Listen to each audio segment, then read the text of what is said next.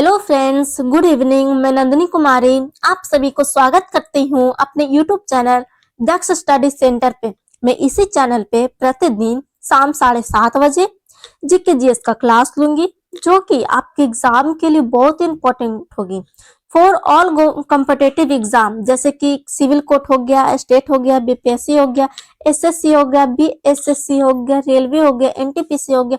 For all other exam के लिए बहुत इंपॉर्टेंट होगी, इसलिए हमारे साथ जुड़े हुए रहे वीडियो के अंतिम समय तक। यदि आप इस चैनल पे पहली बार विजिट कर रहे तो चैनल को बस सब्सक्राइब कर ले। अतः बिना समय गवाए हुए आज का हम लोग पहला प्रश्न पर ध्यान देंगे। आज का हमारा पहला प्रश्न यह है कि विश्व का सबसे बड़ा लोकतांत्रिक देश है। विश्व का सबसे बड़ा लोकतांत्रिक देश है। ए में हमारा चीन है, बी में हमारा अमेरिका है, सी में हमारा भारत है, डी में हमारा फ्रांस है। बताइए दोस्तों, इस क्वेश्चन का आंसर क्या होगा? इस क्वेश्चन का आंसर बताइए क्या होगा? आपको हम कुछ सेकंड टाइम देते हैं कमेंट करने के लिए। हमारा इसका आंसर हो जाएगा सी नंबर, मतलब कि भारत इसका सही आंसर है। दोस्तों, हमारा अगला प्रश्न यह है कि भारतीय लोकतांत्रिक के कितने अंग हैं? भारतीय लोकतांत्रिक के कितने अंग हैं? बताइए, एक होगा कि दो, तीन होगा कि चार होगा कि पांच होगा? बताइए दोस्तों, इसका आंसर क्या होगा? तो हमारा इसका आंसर हो जाएगा भारतीय लोकतांत्रिक के अंग कितने हैं, तो कितना हो जाएगा? तीन अंग है, मतलब बी ऑप्शन सही है, मतलब कि बी आंसर है। हमारा अगला प्रश्न पर केयर करेंगे। किस देश में राष्ट्रवादी नेता अंग संग सू की को 15 वर्षों से नजरबंद कर रखा गया है? किस देश में राष्ट्रीयवादी नेता अंग संग सू की को 15 वर्षों से नजरबंद कर रखा गया है? ए में हमारा घाना है, बी में हमारा म्यांमार है, सी में हमारा तिब्बत है, डी में हमारा मैस्क्यू है। तो हमारा बताइए दोस्तों, इसका आंसर क्या हो जाएगा? 4 नंबर क्वेश्चन का आंसर क्या होगा? इसका आंसर हो जाएगा बी नंबर, मतलब कि म्यांमार इसका सही आंसर है। हमारा अगला प्रश्न पर केयर करेंगे। हमारा अगला क्वेश्चन यह है कि 14वीं लोकसभा में महिलाओं की भागीदारी रही। 14वीं लोकसभा में महिलाओं को कितनी भागीदारी रही? ए में हमारा 6.51 है, बी में हमारा 15% है, सी में हमारा 11.06% है और डी में हमारा 10% है। बताइए दोस्तों, इसका आंसर क्या होगा? इसका आंसर हो जाएगा 5 नंबर क्वेश्चन का आंसर हो जाएगा ए नंबर, मतलब कि 6.51% इसका सही आंसर है। हमारा अगला प्रश्न यह है कि 15वीं लोकसभा में महिलाओं की संख्या है। 15वीं लोकसभा में महिलाओं की संख्या कितनी थी? ए में हमारा 15 है, बी में हमारा 59 है, सी में हमारा 50 है, डी में हमारा 10 है। बताइए दोस्तों, इसका आंसर क्या होगा? कमेंट बॉक्स में थोड़ा फास्ट आंसर दीजिए दोस्तों। तो हमारा इसका आंसर हो जाएगा 6 नंबर क्वेश्चन का आंसर हो जाएगा बी नंबर, मतलब कि 59 इसका सही आंसर है। हमारा अगला प्रश्न यह है कि 15वीं लोकसभा में महिलाओं की भागीदारी रही। 15वीं लोकसभा में महिलाओं की भागीदारी है। ए में हमारा 4.9% है, बी में हमारा 10.86% है, सी में हमारा 12.04% है, डी में हमारा 15.08% है। बताइए दोस्तों, इसका आंसर क्या होगा? अपने कमेंट बॉक्स में थोड़ा फास्ट आंसर दीजिए। इसका आंसर क्या हो जाएगा? 15वीं लोकसभा में महिलाओं की भागीदारी है। बताइए दोस्तों, तो हमारा इसका आंसर हो जाएगा बी नंबर, मतलब कि 10.86% इसका सही आंसर है। हमारा अगला प्रश्न यह है कि लोकतांत्रिक सुधार मुख्यतः करते हैं। लोकतांत्रिक सुधार मुख्यतः करते हैं। ए में हमारा जनता है, बी में हमारा सांसद है, सी में हमारा बहुमत पार्टी, डी में हमारा राजनीतिक दल है। बताइए दोस्तों, इसका आंसर क्या हो सकता है? 4 ऑप्शन में से जो आपको ऑप्शन अच्छा लग रहा है, सही लग रहा है, वो ऑप्शन कमेंट में जरूर करें। इस चारों ऑप्शन में से कौन सा आंसर सही है? बताइए। इसका आंसर हो जाएगा 8 नंबर क्वेश्चन का आंसर हो जाएगा डी नंबर, मतलब कि राजनीतिक दल इसका सही आंसर है। यदि आप इस चैनल पे पहली बार विजिट करें तो चैनल को अवश्य सब्सक्राइब कर ले। हमारा अगला प्रश्न पर केयर करेंगे। हमारा अगला प्रश्न यह है कि दुनिया के कितने हिस्से में अभी भी लोकतांत्रिक शासन व्यवस्था नहीं है? दुनिया में कितने हिस्सों में अभी भी लोकतांत्रिक शासन व्यवस्था नहीं है? ए में हमारा आधे हिस्से, बी में हमारा एक चौथाई है, सी में हमारा 2/3 है, डी में हमारा 1/3। बताइए दोस्तों, इसका आंसर क्या होगा?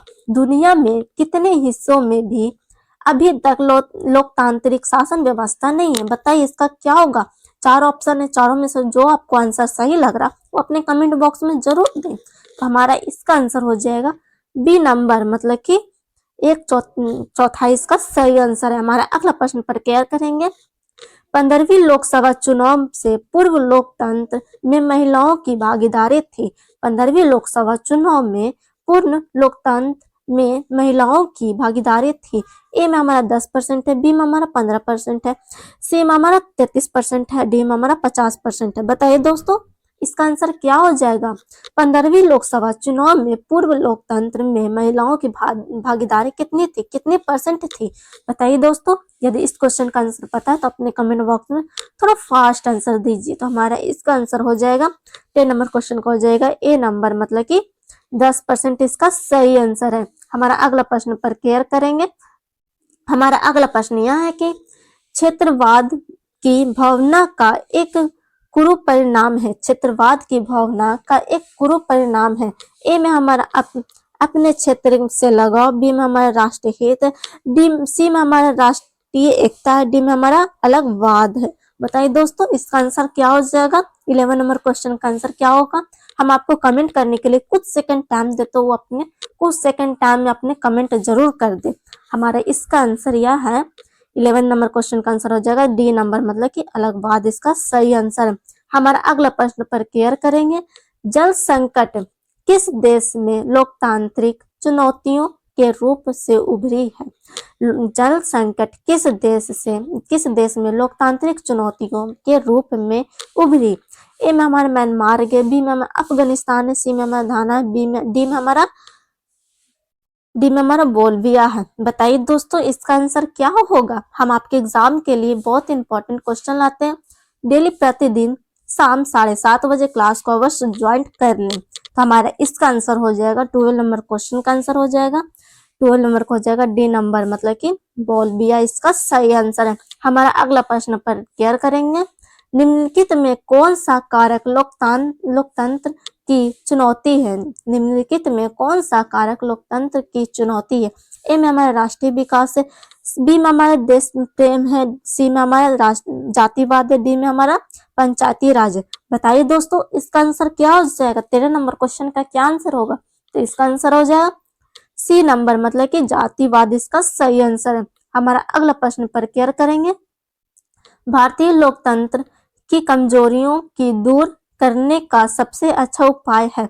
भारतीय लोकतंत्र की कमजोरियों को दूर करने का सबसे अच्छा उपाय है। ए में हमारे गरीबियों को हटाना, बी में हमारा सुधारात्मक कानूनों का निर्माण करना, सी में हमारा बुद्ध कवच करना, डी में हमारा सूचना तंत्र पर नियंत्रण करना। बताइए दोस्तों इसका आंसर क्या होगा। 14 नंबर क्वेश्चन का आंसर हो जाएगा बी नंबर, मतलब कि सुधारात्मक कानूनों पर निर्माण करना। तो हमारा अगला प्रश्न यह है कि लोकतंत्र के मार्ग में सबसे बड़ी बाधा है। लोकतंत्र के मार्ग में सबसे बड़ी बाधा ए में आर्थिक समानता, बी में हमारा राजनीतिक जागरूकता है, सी में हमारा लोकतंत्र की आस्था है, डी में हमारा जातिवाद एवं क्षेत्रवाद। बताइए दोस्तों इसका आंसर क्या होगा। आपको इस क्वेश्चन का आंसर आपको पता है तो अपने कमेंट बॉक्स में जरूर करें। तो हमारा इसका आंसर हो जाएगा 15 नंबर क्वेश्चन का आंसर हो जाएगा डी नंबर, मतलब कि जातिवाद एवं क्षेत्रवाद इसका सही आंसर है। यदि आप इस चैनल पे पहली बार विजिट कर रहे तो चैनल को अवश्य सब्सक्राइब कर ले और हमारा अगला प्रश्न पर केयर करें। निम्नलिखित में किस देश में महिलाएं आज तक भी मताधिकार से वंचित है। निम्नलिखित में किस देश में महिलाएं आज भी मताधिकार से वंचित है। ए में हमारा ब्रिटेन है, बी में हमारा स्विट्जरलैंड है, सी में हमारा सऊदी अरब है, डी में हमारा श्रीलंका। बताइए दोस्तों इसका आंसर क्या होगा। इस चारों ऑप्शन में से जो आंसर आपको सटीक लग रहा है अपने हमारा इसका आंसर सी हो जाएगा, मतलब सऊदी अरब इसका सही आंसर है। हमारा अगला प्रश्न यह है कि नए विश्व सर्वेक्षण के अनुसार भारत में मताधिकारों की संख्या है। नए विश्व सर्वेक्षण के अनुसार भारत में मताधिकारों की संख्या ए में हमारा करीबन 71 करोड़, बी में हमारा करीबन 65 करोड़, सी में हमारा करीबन 51 करोड़, डी में हमारे करीबन 61 करोड़। बताइए दोस्तों इसका आंसर क्या होगा। नए विश्व सर्वेक्षण के अनुसार भारत में मताधिकारों की संख्या कितनी है? बताइए दोस्तों, इस क्वेश्चन का आंसर पता है तो अपने कमेंट बॉक्स में जरूर दे। तो हमारा इसका आंसर हो जाएगा 17 नंबर क्वेश्चन का आंसर हो जाएगा ए नंबर, मतलब कि 71 करोड़ इसका सही आंसर है। हमारा अगला प्रश्न पर केयर करेंगे आप। नए विश्व सर्वेक्षण के आधार पर भारतवर्ष में मताधिकारों की संख्या लगभग कितनी है? ए में हमारा 90 करोड़ है, बी में हमारा 71 करोड़ है, सी में हमारा 75 करोड़ है, डी में हमारा 95 करोड़। बताइए दोस्तों, इसका आंसर क्या होगा? इस चारों ऑप्शन में से कौन सा आंसर सही है वो अपने कमेंट बॉक्स में जरूर करें। तो हमारा इसका आंसर हो जाएगा 18 नंबर क्वेश्चन का आंसर हो जाएगा बी नंबर, मतलब कि 71 करोड़ इसका सही आंसर है। हमारा अगला प्रश्न पर केयर करेंगे। नेपाल में कितने साल पुराने राजशाही को खत्म कर लोकतांत्रिक देश के रूप में स्थापित किया गया? नेपाल में कितने साल पुराने राजशाही को खत्म कर लोकतांत्रिक देश के रूप में स्थापित किया गया? ए में हमारा 250 साल, बी में हमारा 500 साल, सी में हमारा 240 साल, डी में हमारा 340 साल। बताइए दोस्तों, इसका आंसर क्या होगा?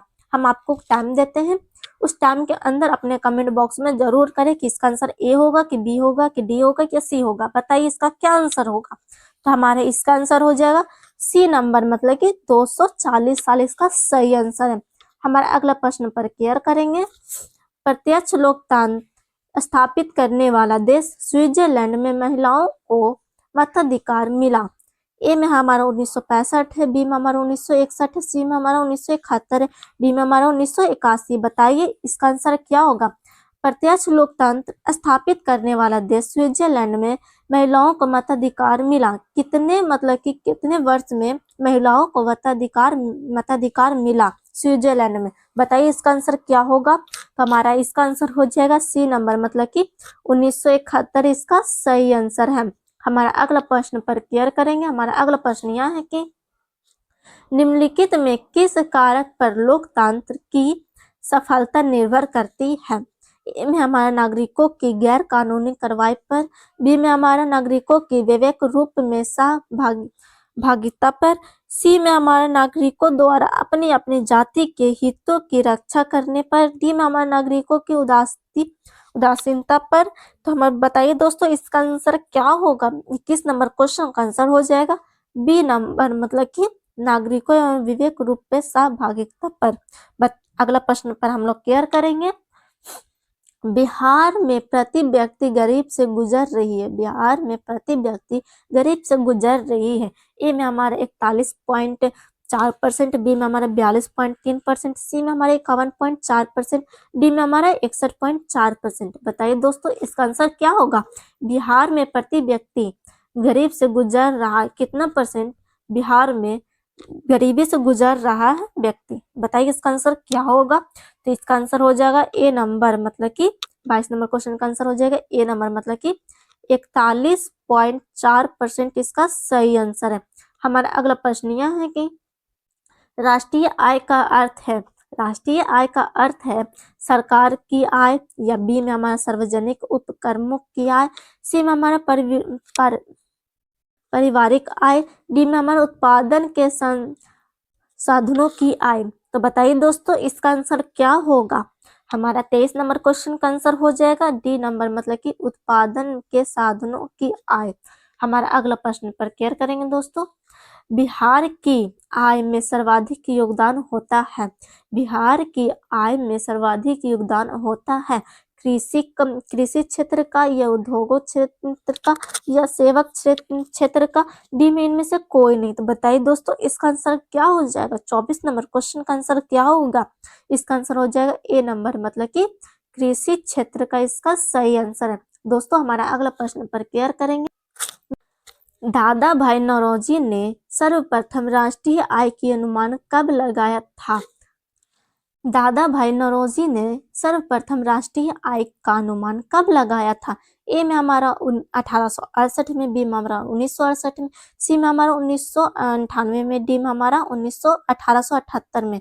बताइए दोस्तों, हमारे इसका आंसर क्या होगा? दादा भाई नौरोजी ने सर्वप्रथम राष्ट्रीय आय का अनुमान कब लगाया था? कौन से ईस्वी में लगाए थे? तो हमारा इसका आंसर हो जाएगा 25 नंबर क्वेश्चन का आंसर हो जाएगा ए नंबर मतलब कि 1868 इसका सही आंसर है। हमारा अगला प्रश्न पर केयर करेंगे। भारत में किस राज्य का प्रति व्यक्ति आय सर्वाधिक है? भारत में किस राज्य का प्रति व्यक्ति आय सर्वाधिक है?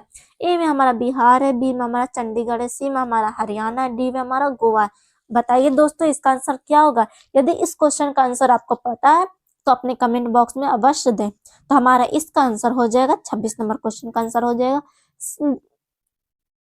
इसका डी आंसर सही है, मतलब गोवा इसका आंसर सही है। हमारे अगला प्रश्न पर केयर करेंगे। वर्ष 2005 से 2006 में निम्नलिखित में किस राज्य का प्रति व्यक्ति आय अपेक्षाकृत अधिक थी? ए में हमारा महाराष्ट्र है, बी में हमारा गुजरात है, सी में हमारा उत्तर प्रदेश है, डी में हमारा उड़ीसा है। बताइए दोस्तों इसका आंसर क्या होगा? यदि आप इस चैनल पे पहली बार विजिट कर रहे हैं तो चैनल को बस सब्सक्राइब कर ले। बताइए इसका आंसर क्या होगा? 27 नंबर क्वेश्चन का आंसर ए नंबर हो जाएगा, मतलब कि महाराष्ट्र इसका सही आंसर है। हमारा अगला प्रश्न पर केयर करेंगे दोस्तों। हमारा अगला प्रश्न यह है कि सन 2008 से 2009 के अनुसार भारत की औसत प्रति व्यक्ति आय है। सन 2008 से 2009 के अनुसार भारत की औसत प्रति व्यक्ति आय है। ए में हमारा 22,553 रुपया, सी बी में हमारा 25,494 रुपया, सी में हमारा 6,610 रुपया, डी में हमारा 54,850 रुपया। बताइए इसका आंसर क्या होगा दोस्तों? हमारा इसका आंसर हो जाएगा 28 नंबर क्वेश्चन का आंसर हो जाएगा बी नंबर, मतलब कि 25,494 रुपया इसका सही आंसर है। हमारा अगला प्रश्न यह है कि इटली तथा जर्मनी वर्तमान में किस महादेश के अंतर्गत आते हैं? इटली तथा जर्मनी वर्तमान में किस महादेश के अंतर्गत आते हैं? ए में हमारा उत्तरी अमेरिका, बी में हमारा दक्षिणी अमेरिका, सी में हमारा यूरोप है, डी में हमारा पश्चिमी एशिया। बताइए दोस्तों हमारा इसका आंसर क्या होगा? तो मतलब इस ऑप्शन में जो भी आपको आंसर सही लगता है वो आंसर कमेंट में जरूर दे। तो हमारा इसका आंसर हो जाएगा सी नंबर, मतलब यूरोप इसका सही आंसर है। हमारा अगला प्रश्न पर केयर करेंगे। हमारा अगला प्रश्न है इटली एवं जर्मनी के एकीकरण के विद्रोह निम्न में कौन था? इटली एवं जर्मनी के एकीकरण में विद्रोह निम्न में कौन था? ए में हमारा इंग्लैंड है, बी में हमारा रूस है, सी में हमारा ऑस्ट्रेलिया, डी में हमारा प्रसा। बताइए दोस्तों इसका आंसर क्या होगा? चारों ऑप्शन में जो आपको आंसर सही लगता है वो अपने कमेंट बॉक्स में जरूर दे, और बाकी जो गलत होगा वो हम आपको बताएंगे। तो हमारा इसका आंसर हो जाएगा 30 नंबर क्वेश्चन का आंसर हो जाएगा सी नंबर, मतलब कि ऑस्ट्रेलिया इसका सही आंसर। हमारा अगला प्रश्न यह है कि बिहार की अर्थव्यवस्था में प्राथमिक क्षेत्र का मुख्य अंग है। बिहार की अर्थव्यवस्था में प्राथमिक क्षेत्र का मुख्य अंग है। ए में हमारा निर्माण है, बी में हमारा कृषि है, सी में हमारा परिवहन, डी में हमारा व्यापार। बताइए दोस्तों इसका आंसर क्या होगा? हमारा 31 नंबर क्वेश्चन का आंसर क्या होगा? तो हमारा इसका आंसर हो जाएगा बी नंबर, मतलब कि कृषि इसका सही आंसर है। हमारा आज का आखिरी प्रश्न यह है कि बिहार के किस जिले का प्रति व्यक्ति आय सर्वाधिक है? बिहार के किस जिले का प्रति व्यक्ति आय सर्वाधिक? ए में हमारा पटना है, बी में हमारा गया, सी में हमारा शिवहर है, डी में हमारा नालंदा है। बताइए दोस्तों हमारा इसका आंसर क्या होगा? ये आज हमारा आखिरी प्रश्न है। बताइए इसका आंसर क्या होगा? तो हमारा इसका आंसर हो जाएगा ए नंबर, मतलब कि पटना इसका सही आंसर है। यदि आप इस चैनल पे पहली बार विजिट करें तो चैनल को बस सब्सक्राइब कर ले, बेल आइकन ऑल कर दे, लाइक करें, शेयर करें और कमेंट करना ना भूले। और दिए गए व्हाट्सएप नंबर पर से महाराज सर से कांटेक्ट करके पीडीएफ प्रोवाइड कर दिया जाएगा। मिलते हैं नेक्स्ट क्लास में। जय हिंद, जय भारत।